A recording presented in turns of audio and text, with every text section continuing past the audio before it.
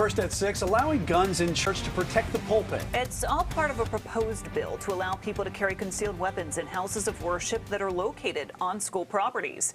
All new at 6 tonight, Fox 46's chief political correspondent Emma Withrow is live in the newsroom for us. And Emma, if this law passes, what will change for churches and concealed carry permit holders? Well, Lindsay, under current law, you can walk into a church with a concealed weapon if you have a permit. But if the church is located on school property, it'd be completely illegal.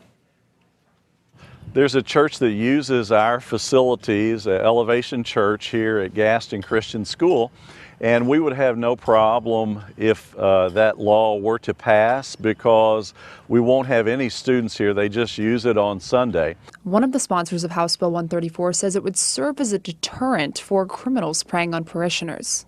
It has a suppressing effect or a chilling effect on people who have bad intent, because some law-abiding citizen may have a gun and may be able to defend themselves. A pastor I spoke with said when his first congregation started up, they were on school property and couldn't have members of the congregation carry a weapon even if they had a permit. We never carried it there because of rules and regulations. It would be interesting to have that conversation with them about these possibilities.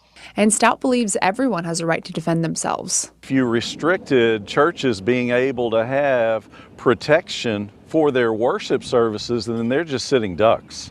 And I think that they need to have the ability to protect themselves. This is the third time the bill's made it to the House floor. Last time, it passed in the House and the Senate with bipartisan support, but the governor shot the bill down with a veto.